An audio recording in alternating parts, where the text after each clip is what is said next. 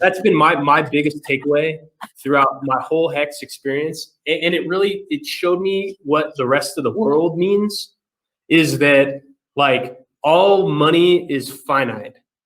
There's just the people that are paying the inflation, and there are people that are getting the inflation. In dollars, the people that are paying the inflation are the poor people and the foreign people whose local currency is backed by dollars. They're paying the central bankers and financial institutions, and the people that can have access to credit. So like they're paying the inflation to them. In Bitcoin, the holders are paying inflation to the miners. In Hex, the holders of non-staked Hex, so the people that have the option to sell, the people that can sell into a pump, like the people that, if you're staked, you can't sell this pump, but when you're liquid, you can.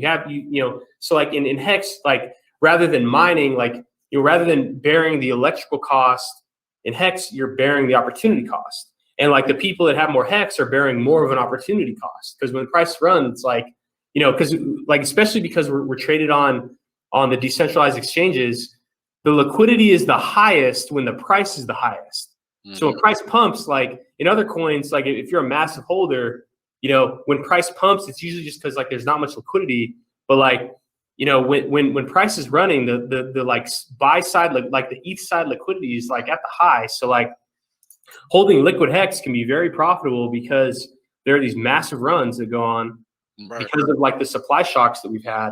And, and so like in Hex, it's the people that are they're paying inflation to the stakers, and the agreement they're making is that the stakers are like, all right, I won't front run you, like sell. Like every coin that's liquid can sell. Like as far as I'm concerned, the OA can sell every coin they have. Like literally, that's their coins to sell. Like I can't do to do shit. I don't have the keys, not my coins. Someone else has those keys. They can sell. Like they can run the contract, and I have no say in that. And so like, but because they're liquid, I'm promising not to front run those sellers. And the way that those sellers are paying me is by being inflated. And so the largest liquid holders are paying the most inflation because they have to, have that many more T shares to keep up. The further you are below this line, the more of the inflation you're paying. So like a billion Hex holder who's fully liquid, which maybe we'll have to find one of these on Hex.vision.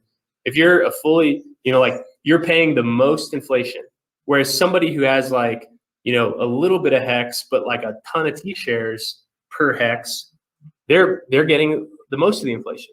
Right. So like that's just like a really important, like just way to view the world, is that like, like compound interest. I think who is it? Like Einstein that said that.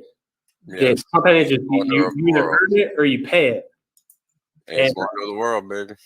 Yeah, and it's and that's what makes Hex like a serious force in like the global financial ecosystem, is that it's actually very like it's like an analog to a lot of like existing financial products. Kind of like a bond. It's like a 30-year bond. Yep. But it's different. In some ways, it's kind of like it. Like the entire thought process behind using it is completely inversed from any kind of legacy institution, because there's no upfront costs that come with running a code with a button.